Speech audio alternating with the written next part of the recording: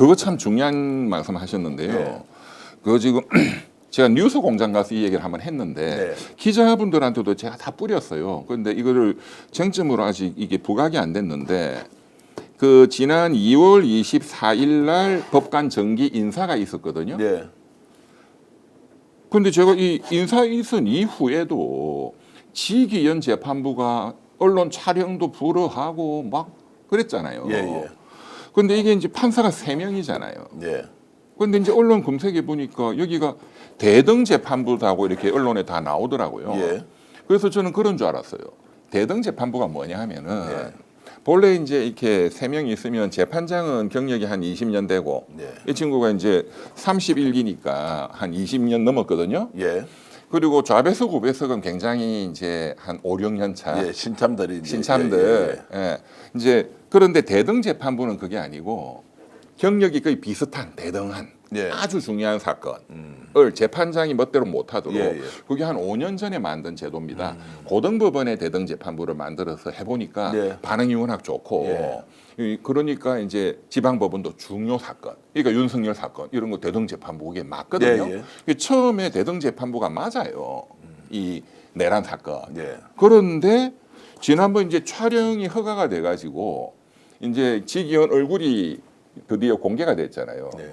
그때 제가 뉴스를 보니까 옆에 따라 들어오는 판사들이 너무 어린 판사님이셔. 예, 예.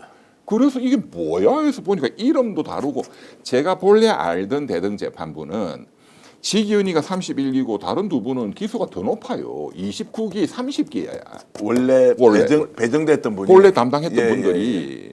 근데 이분들을 지난 2월 24일 법관 정기 인사 때 다른 데로 보내버려.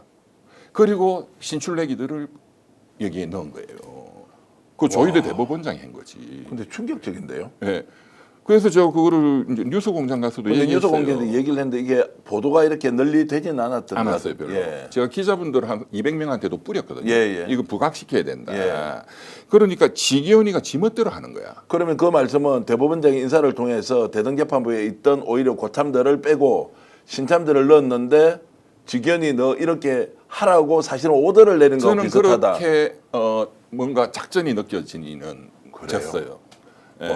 지금 말씀하셔서 제가 굉장히 중요한 겁니다. 자 그러면은 지금 이제 이 재판부가 만약 본인이 빠지게 되면 이제 그러면 다른 재판부로 배당해야 되는데 대등 재판부에 맡게 됩니다. 대등재판부에 지금 맡겨야 된다는 건 전제 조건이어야 된다. 예. 민주당에서 원래 그렇게 했으니까. 민주당 법사위에서 김영민 의원이나 다른 분들이 정말로 큰 내용을 국민들에게 좀 이렇게 폭로해 주셨는데 대등재판부인지 아닌지도 반드시 따져야 한다 이 맞습니다. 말씀을 하시는 거고. 왜냐하면 다른 데로 맡겨도 그 재판장이 지멋대로 하면 안 되잖아요. 예. 그러니까 대등 재판부는 그게 불가능하거든요. 예. 예.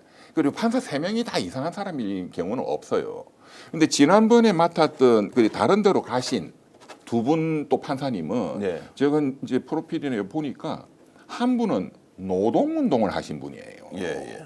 진보적인 분이지. 예. 다른 한 분은 제가 아는 분인데 상당히 합리적인 분이에요. 어디 뭐 외압받고 이런 사람이 예. 아니야. 보수도 아니고. 예, 예. 근데 그런 분은 날려버린 거예요. 제가 보기에. 야, 이것도 꼭 우리가 직위원과 연결되어 있는 대법관 의혹 이렇게 해가지고 조희대 의혹, 왜 대등 직위원, 재판부를 왜 대등재판부에 있는 두 판사가 갑자기 정기 인사 이동에 자 다른 곳으로 갔고 그 자리에 왜 젊은 분들이 왔느냐 이제 이거 지금 따져보고 문제 제기하신 거 계속 국회에서 좀 다뤄주시면 좋겠고요. 아니 이 정도면 법원의 신뢰가 뭐 밑바닥이다 이런 게 아니고 완전히 이게 똥물인데요. 진짜로. 아니 권력과 또는 정치 권력의 대선에 직접 개입하겠다는 것 접대를 받았는데 알고 보니까 한두 번도 아니고 일상화돼 있고 그러면 누가 이 사법부의 최종적인 판단을 믿을 것이냐. 그래서 국가가 대접도 좀 달리하는 거 아닙니까? 판사에 대해서는 처우를 달리하고 예우를 달리하는데 알고 보니까 이 사람들 바깥에서 접대까지 받고 있다. 열에 한 명이라도 얼마나 많습니까? 10%인데. 그래 되면 거의 뭐 이거는 판사 마피아죠. 외부하고 거래해가지고. 예, 저보고 아직 세상 물정 모른다고 댓글 주시는 분 많은데 제가 그렇게 살았던 모양입니다. 그래도 사법부의 결정은 판사의 결정은 그래도 우리가 믿고 따라가야 한다는 것에 대해서 저는 크게 벗어난 적이 없었는데 이번에 하도 어처구니 없는 상황을 겪으니까 야 이거 뭐 그럴 수도 있나 했는데 오늘 룸사롱 사건까지 이제 터져 버렸습니다. 자, 이거 지금 이제 천대엽 법원행정처장은 어떻게 처리할 것 같습니까? 또는 대법원장이 직접 나와서 대국민 사과까지 할 수 있다. 이 부분도 전망을 좀 해주시죠. 일단은 이제 조사가 빨리 돼야 되겠죠. 예. 예, 일단 팩트를 확인을 해야 되니까. 예. 이제 만약에 이게 팩트로 밝혀졌다. 그러면 대법원장 사퇴해야 될 것 같습니다. 대법원장도 이 정도 사퇴감입니까? 되면, 예. 이 정도 되면 본인이 책임지고 예. 책임을 져야 되지 않을까요? 예. 그냥 사과 하나로 끝날 수 있을까요? 아마 국민들이 폭발할 것 같은데.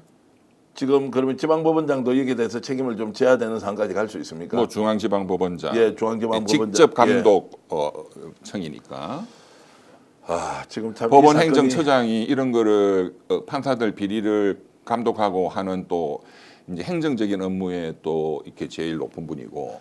자, 룸 스픽스는 말하는 언론입니다. 대세는 유튜브, 그중에서 스픽스. 좋아요, 댓글, 구독, 알림 설정. 여러분이 저희를 사랑해 주시고 우리가 여러분을 사랑하는 4가지 방법입니다.